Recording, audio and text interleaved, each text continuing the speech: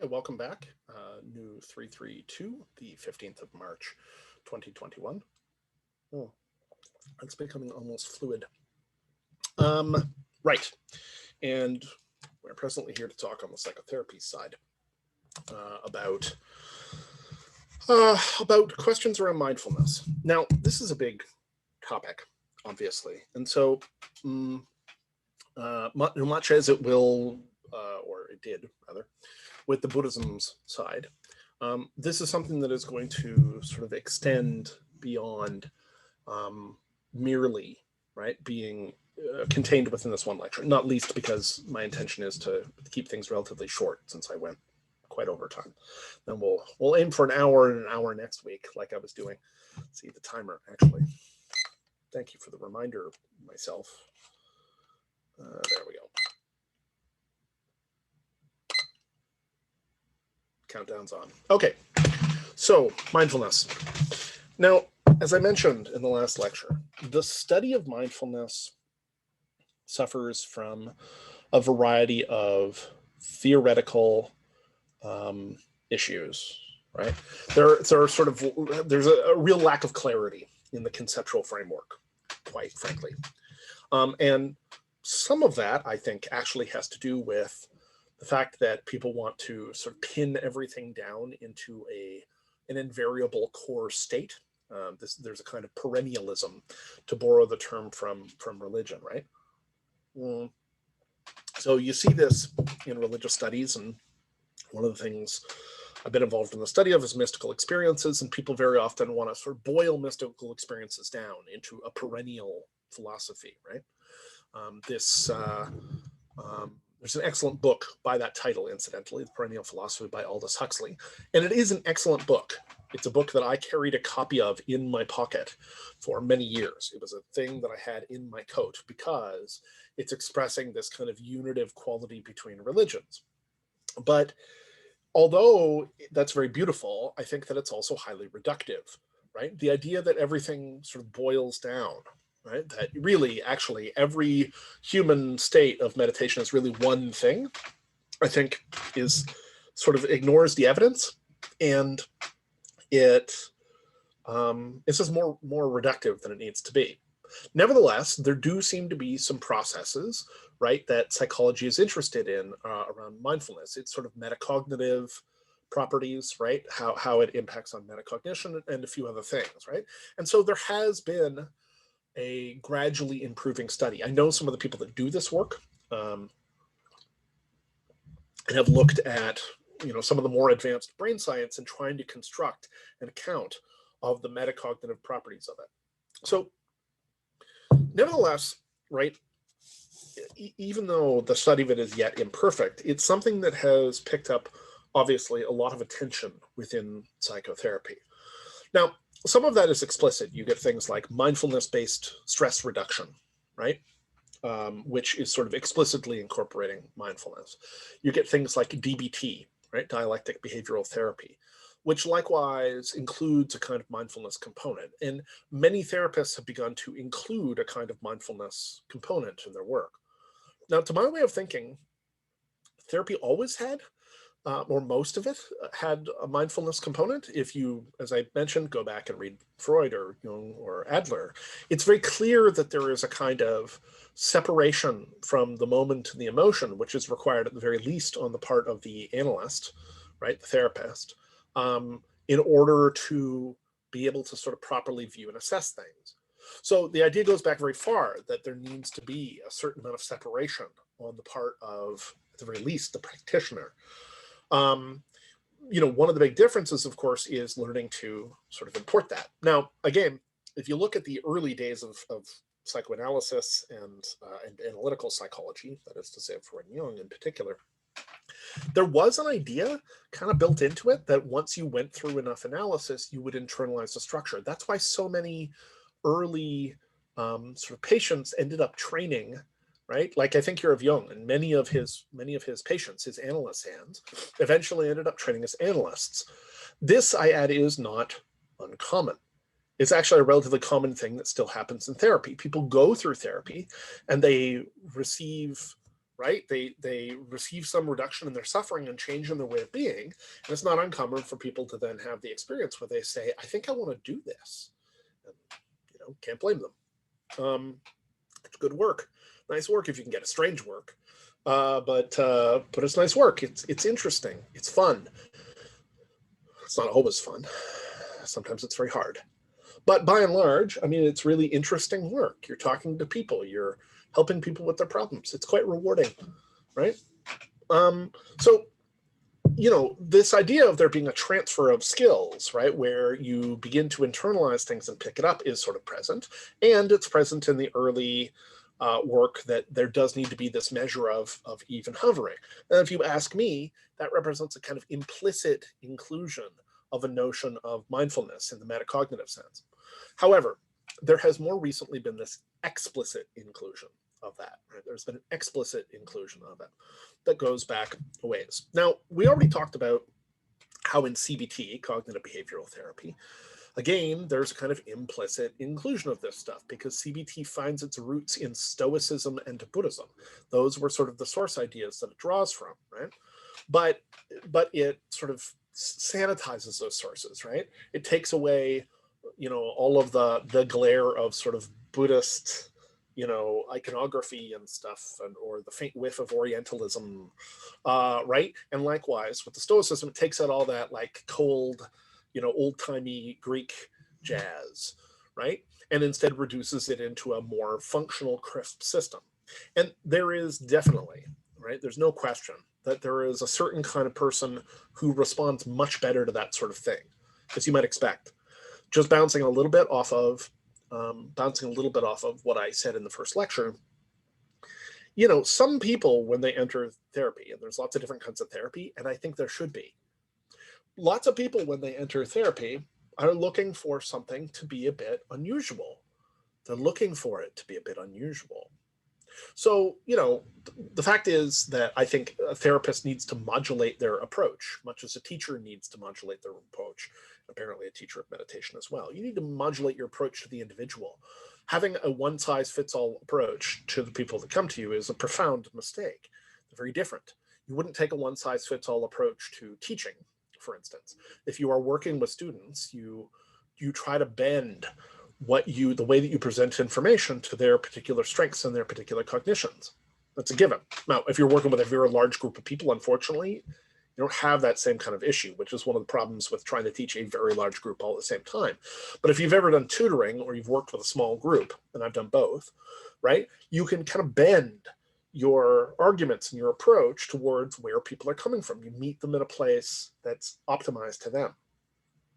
So there is certainly a subset of client who wants an experience that is a little otherworldly maybe, or is a little unusual. People that go towards Jungian analysis often have this kind of idea. They have, they sort of have a desire for the mythic, right? They have a desire for something that is a little bit out there, right? They're attracted to all these weird paintings that they may see in the Red Book or whatever. Like they're excited by that idea. It seems vaguely magical or vaguely mystical or vaguely, right?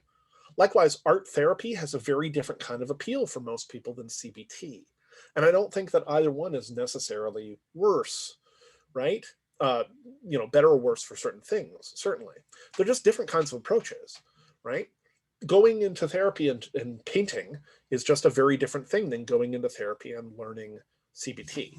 And so CBT appeals in this very stripped down way. It removes weirdo language, right, for whatever it is, and strips things down. It sort of scuffs out its ancestors, in a sense, in Buddhism and Stoicism.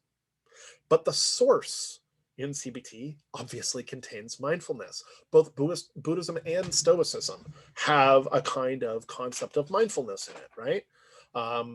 Stoicism has very much a kind of nothing is either good or bad, but thinking makes it so sort of quality. This is likewise, it's expressed a bit in Hamlet, when Hamlet says, oh, geez, I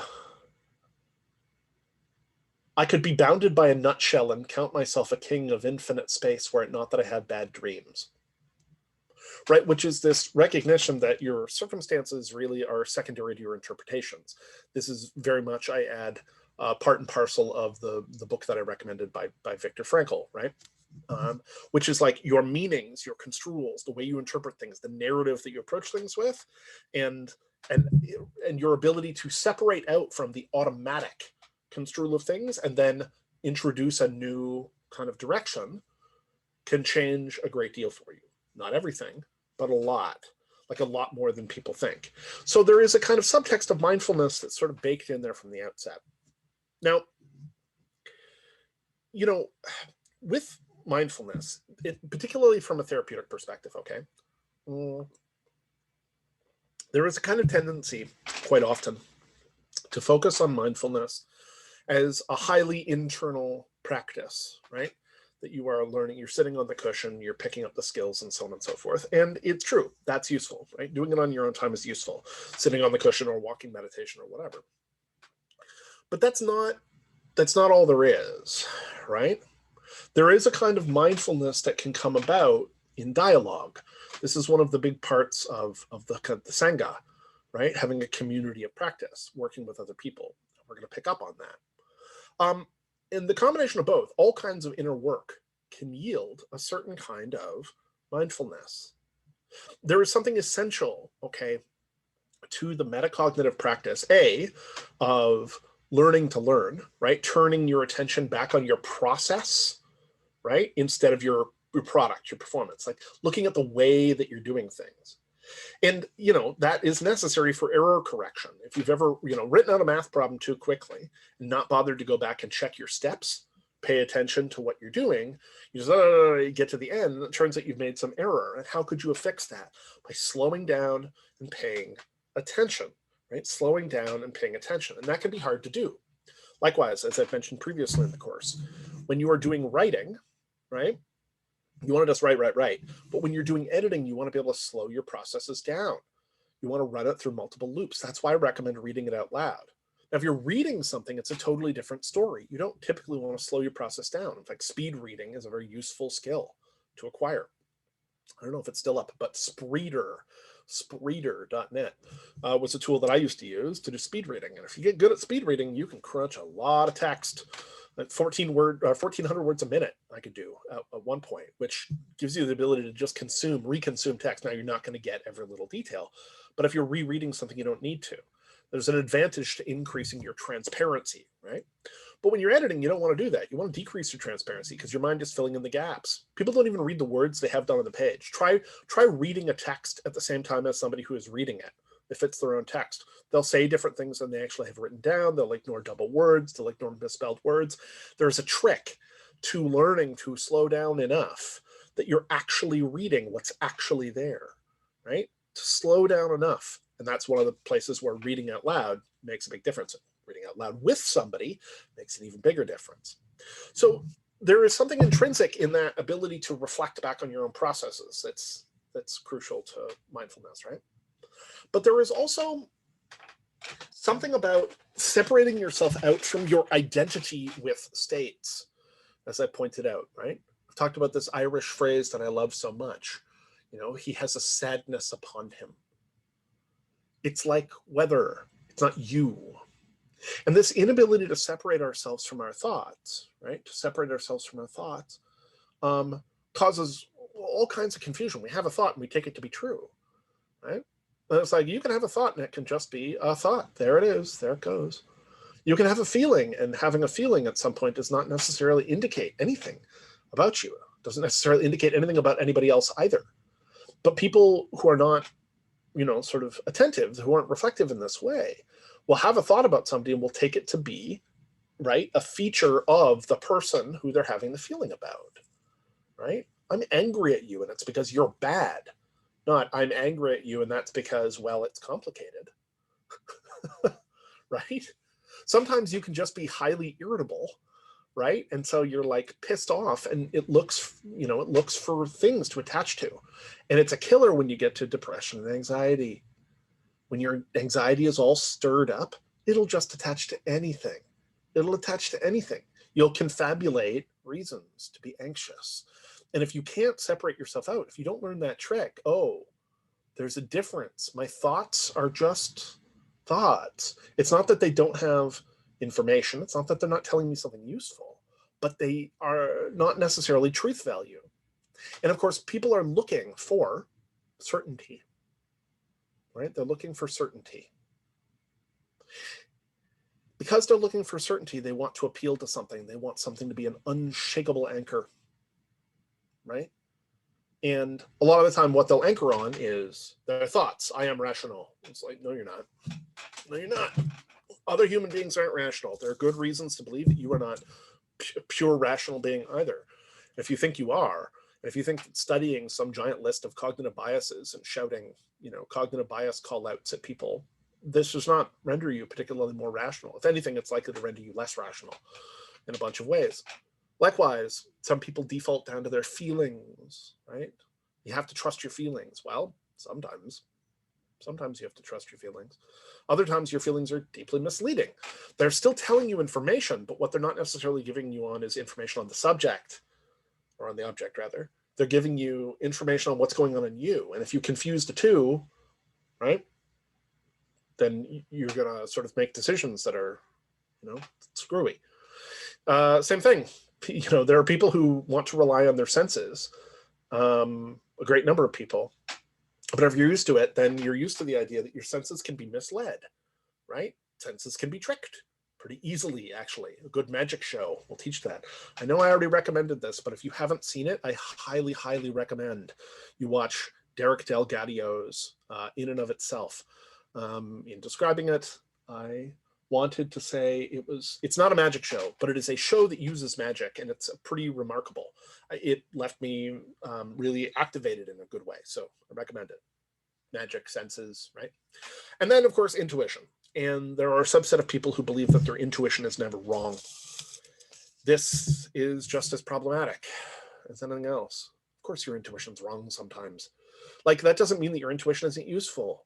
Something doesn't have to be right all the time to be useful. You just have to know how to check against the different channels of information. Are all of your channels of information telling you the same thing? Does it square against other stuff? Choosing one and rolling with it, basically, is attempting to use a hammer to put in a screwdriver. You can't use a hammer to solve every problem. And similarly, you shouldn't be sort of relying on the idea that one of your channels of information is infallible, because odds are it isn't. So there's a certain quality of mindfulness that's just involved in separating yourself out and being like, this is just, it's information. It's still information, because if it's not about the object, then it's about you, right? You can see this really, really clearly with romantic projections. I was talking about this in my other class last week. You can see it really clearly with romantic projections, right? Where somebody like projects really intensely, or projections of any kind. So what I was talking about last week, so sorry if you're also in that class, but I was talking about Dunning-Kruger. And the Dunning-Kruger effect is an effect which is basically, all of you will be familiar with it, the effect of your uncle at Thanksgiving dinner, or some dinner, your uncle at Thanksgiving dinner, who really doesn't know that much about a subject, but blah, blah, blah, thinks he's, knows all about it. That's Dunning-Kruger.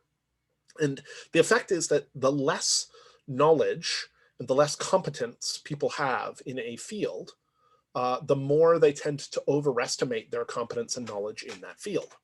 So you'll get this all the time when people say of a subject which they really don't know about, oh, it's all very simple. Is it? Okay. Like, there are so many fields that are simple.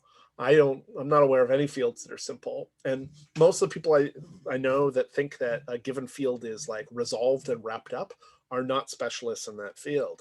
If you go talking to specialists at a field, you very rapidly, and it's an interesting exercise, you should do it. When we talk to a specialist in the field and ask them like, hey, is this all wrapped up? And they'll be like, no, there's like all these problems that we don't even know how to approach. That's science. The academy is good for that. Try talking to people about their fields. Try talking to people about mysteries in their fields. Very interesting. The point being, the person who's like, well, it's all very simple, usually doesn't know what they're talking about, basically. Now, the Dunning-Kruger effect is the sort of thing that we very easily recognize in other people. You can all think of people who you've met who hold forth on something and seem to, but they don't know what they're talking about. But the interesting thing about the finding, of course, is that it is apparently universal, which means we all have it. We all have it. We all have a tendency to massively overestimate our ability, knowledge, and competence in fields in which, in fact, we are low competence. Now, the interesting thing about this is, if you talk to somebody and they don't know what they're talking about, but they're still talking, what are they talking about? Because they aren't talking about the subject. They don't know about it, right? The object properly. They're not talking about the object because they don't know about it. They don't know. So we can't be talking about it, but they're still talking. So what are they talking about? And the answer is they're talking about themselves. This is the very nature of projection. They're talking about themselves.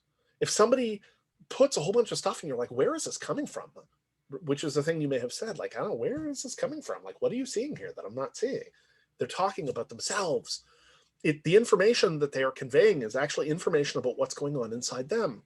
Same thing with romantic projection. When people develop all kinds of ideas about people, it's projection. Now, you can engage in projection for fun.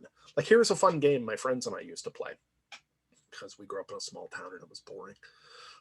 Here's a game we used to play. What you do is, when you're at a coffee shop, you pick somebody out, and what you do is you look at them and you attempt to describe their bathroom.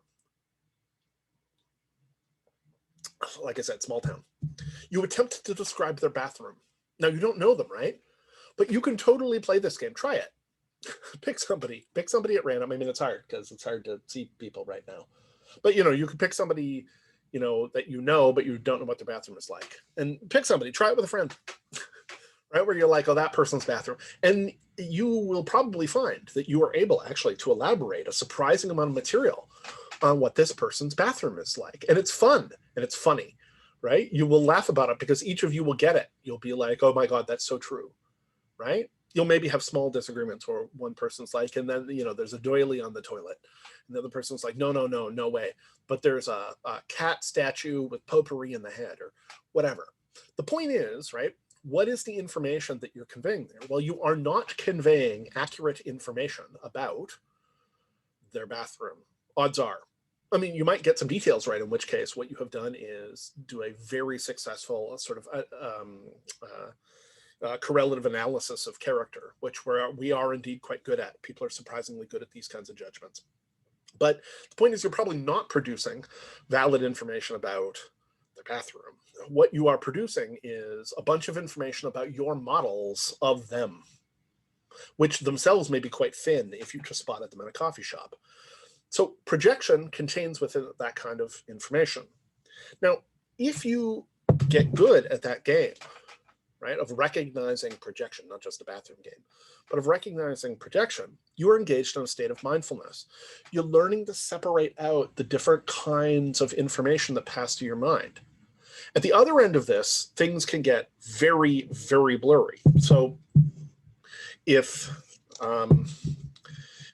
when people are in a psychotic state, right, when they start to experience psychosis, they begin to experience extra meaning. But more than that, typically there is this sort of blurring of mental contents and the interpretation of reality. Okay. So I highly recommend, in this respect, if you got time, listen to an episode of This American Life. I can't remember the episode number off the top of my head, called My Damn Mind. It's just the first segment. So it's like, 15 minutes or something. And it's amazing. If you're interested in this sort of thing, you'll thank me. My Damn Mind, I believe is what it's called. At the very least, if you Google it, you can find it and listen to it for free. This American Life, My Damn Mind.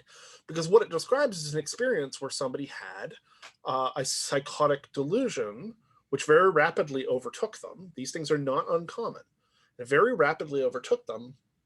And all of a sudden, they just were not living in the same reality as everybody else. They were construing things very differently. Now, that's not the only way to get there. It's possible to get there in all kinds of ways. If you've had fever, you probably massively misconstrued your environment in various ways. If you've ever smoked too much pot, you can do the same thing, right? If you smoke too much weed, you can get into a pretty paranoid state where it's possible to misconstrue what's happening to you quite radically. So there are lots of different ways for your mind to get to that place. Well, one of the big problems with stimulant abuse, partly because it jacks your dopamine through the roof.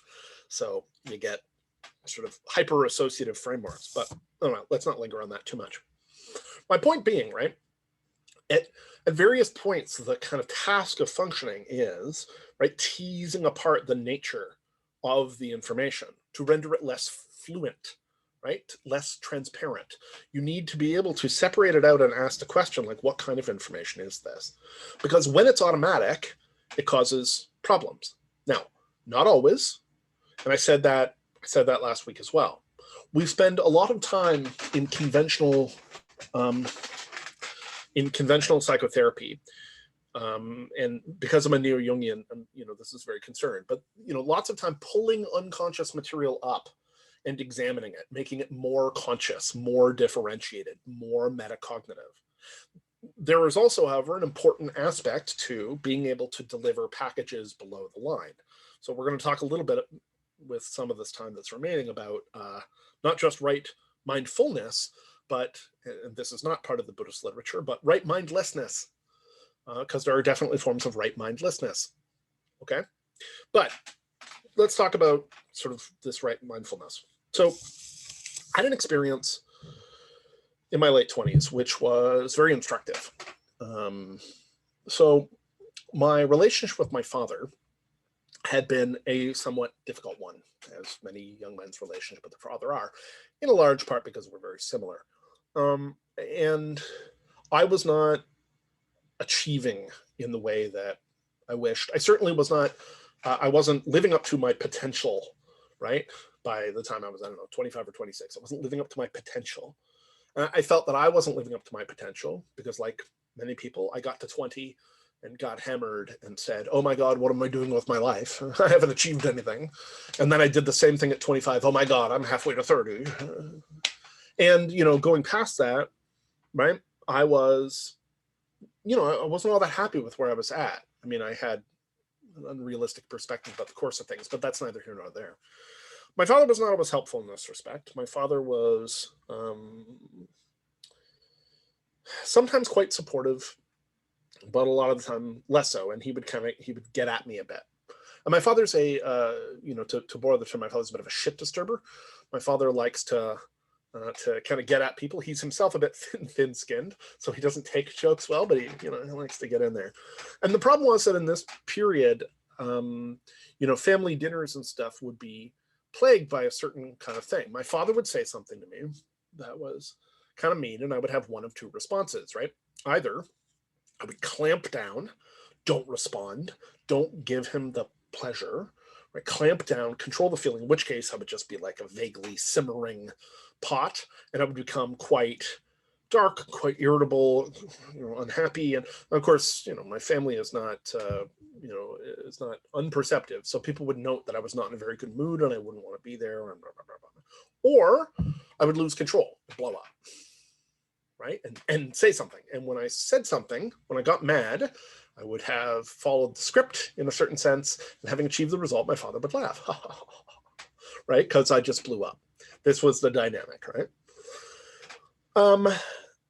So interestingly, during this period when I was about, like 26, 27, I had been doing a lot of inner work of a variety of different kinds. And I've spoken about that stuff elsewhere. But I was doing a variety of inner work, and I was doing meditation. I was doing other inner work as well. But I was really trying to cultivate this kind of attitude where I was turning back on my own mind.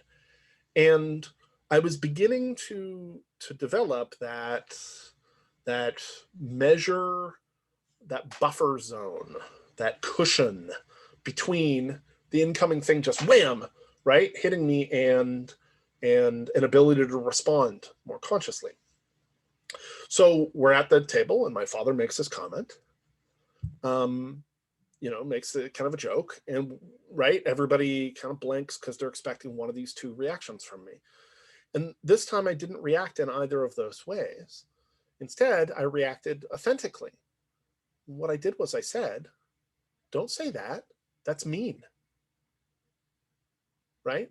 I responded from a position of hurt. Don't say that. That's mean.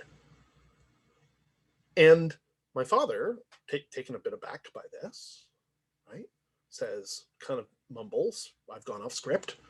And he mumbles and he says, well, I'm just joking. And I said, no, you're not. And it's hurting my feelings.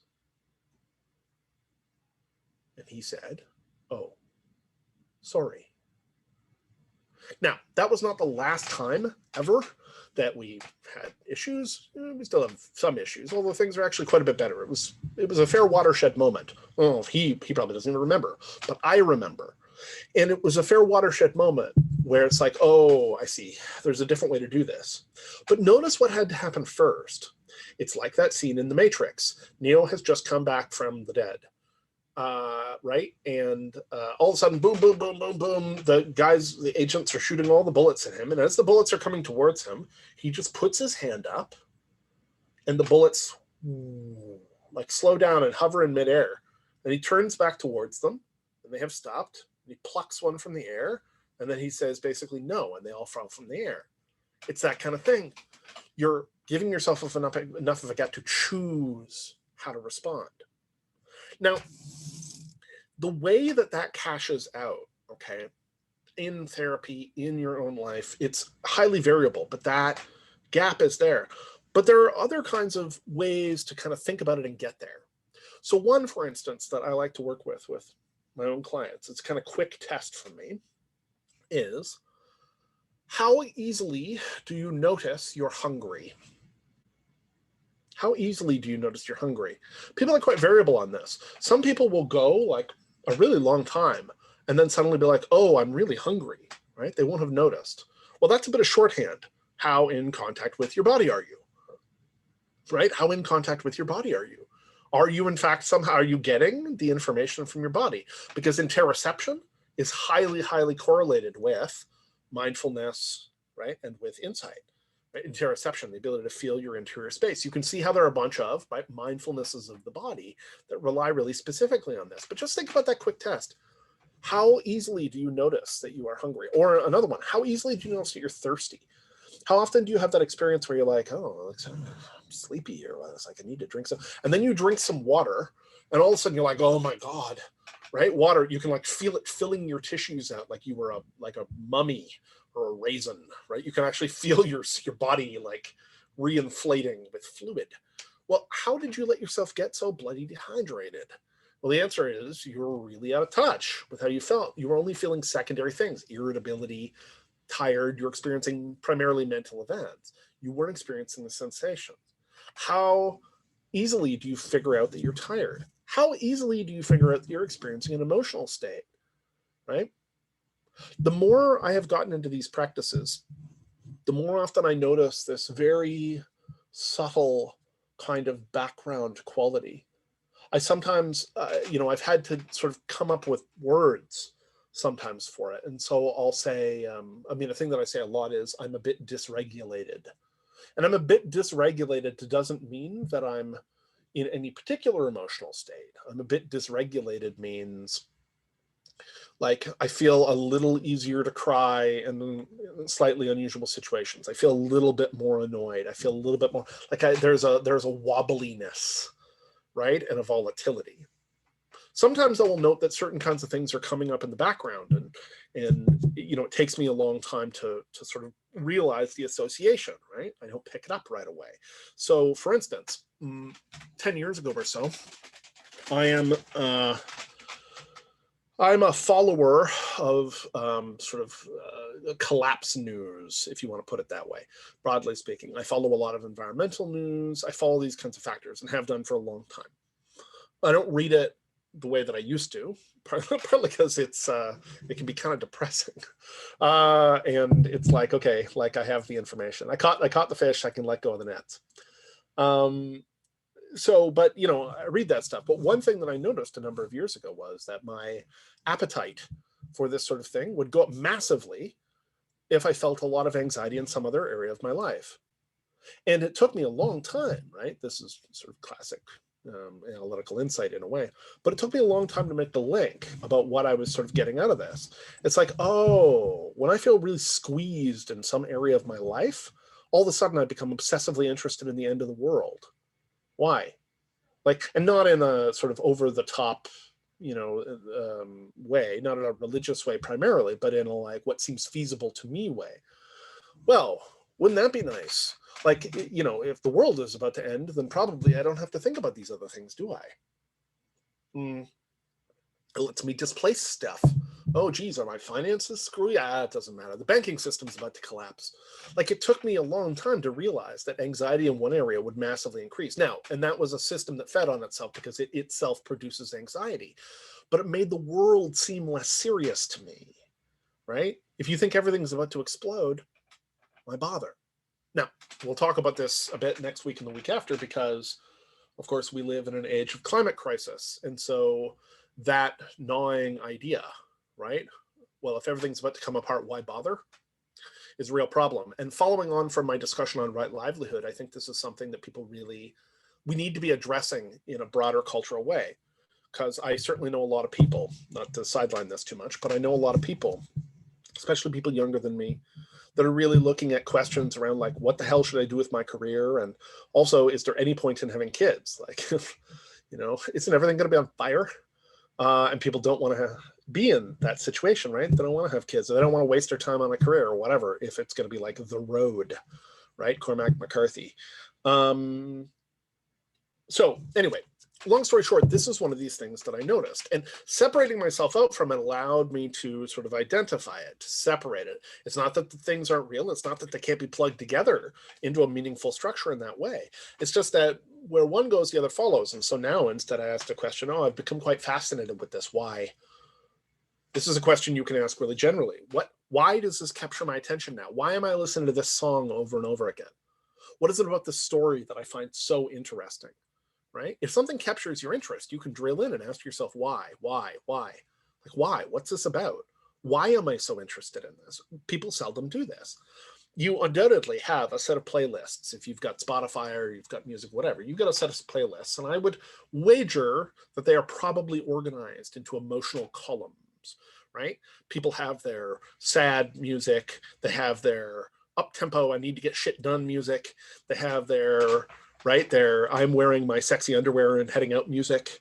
They have their angry music. Like, people have these different columns. It's interesting. Ask yourself, if you lack certain emotions in those columns, how come?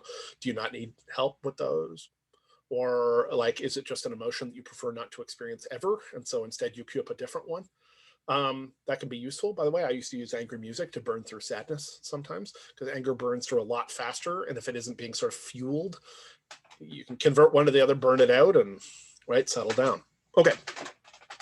So I'm talking about this generally speaking because, there are a lot of different ways that you can develop a kind of mindfulness. It's not all about sitting on the pillow. It's about employing these kinds of metacognitive skills in your day-to-day thought, right? Interrogating yourself. Now, you got to be careful with that, because it's very easy to get yourself locked into Hamlet mind, right? Where you're constantly just thinking about thinking and not acting. And that's hard. And there is no easy answer. You have to, be able to somehow balance it out, balance out the path of spontaneity and the path of contemplation. Another area that I want to point out here, that I think is an important one for the purposes of mindfulness on this side, is dialogue as mindful reflection. So like, I was making a really hard decision the other day. I was really ambivalent. It was extremely difficult. The very first thing that I did, and this is something that, in a way I always knew, but also I've learned better over time, that there are certain kinds of problems that you're really not well served by trying to work them in your head. Like just having that swirling maelstrom in your head.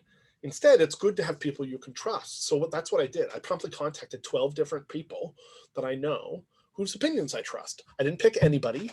I picked people who I thought were sort of relevant to the problem, but also people who had a variety of different opinions. And what I specifically said was, I want you to emphasize the sorts of things that I'm not considering. I laid out sort of how I was thinking about it. And I was like, come at me with things that I'm not considering. And I got a wide variety of opinions. They were not agreed upon.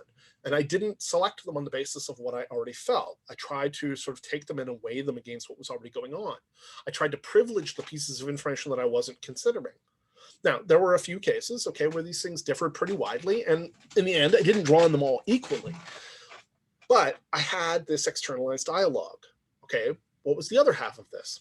The other half of it was, I did a lot of individual talking. And at one point I was speaking to my partner and I was talking out loud, and it sort of dawned on me, and in some ways this is obvious, but it was one of these moments where it really hit me, that my line of work has given me a tremendous amount of practice with attempting to vocalize interior states. I try to get other people to vocalize their interior states. I vocalize my interior state. I try to give scaffolding to them by describing an interior state. Like I've tried to develop a kind of structure and connoisseurship around emotions and feelings. And it's one of those experiences where this was something that went back to me being a writer, because I wanted to be able to sort of portray a nuanced psychology for my characters, right? But it continues into therapy, and it continues into teaching, and it continues into cognitive science, and it continues into a great variety of things I do. Role playing also. Like I want to be sort of a student of types of event, right? I think about this stuff deeply. I love it. I love when I hit on something that really nails like interesting versions of this, like that, the online website now, sadly, I think defunct, although I bet you could find the old ones, the Dictionary of Obscure Sorrows. The Dictionary of Obscure Sorrows. Oh, I only got 17 seconds left. I'm probably going to go a minute over, but that's okay. The Dictionary of Obscure Sorrows, right? And the Dictionary of Obscure Sorrows is like, it's very recognizable. Like, go check it out. Or, as I mentioned before, right, go check out Post Secret online. And like, you'll hit some emotional tones and some of it will be very recognizable. Right? Oh, that, yeah, that, right? So my line of work has given me an enormous amount of practice in precisely this attempt. And what it means is that when I am thinking to myself, I'm constantly in this state where I'm able to like vocalize and like, now this is happening, and now this is happening, and now this is happening. And oh, this process is running here, but there's a side process running here. And I think it's inflected by this. This is something I do a lot of. And effectively speaking, doing it in dialogue with people is a big part of what goes on in therapy. You do it with people and they learn to internalize that structure and then apply it to themselves. You are scaffolding in a kind of Vygotskian internalization way, right? The Soviet developmental psychologist, Vygotsky. You are scaffolding so that they can internalize it in a Vygotskian way, right? A whole structure of self-examination that is mindful. It lets them step back and look at the various things. And the more of this you do, the deeper it becomes. So far as I can tell, I'm aware of all sorts of at this point. And I don't think I'm any exceptional genius or anything in this area. I think I just have some practice. But I'm aware of all sorts of channels of information when I'm doing work. Like I'll get images float up in the background. And once upon a time, I was barely even aware of them, or I would just straight up ignore them. Now I pay attention.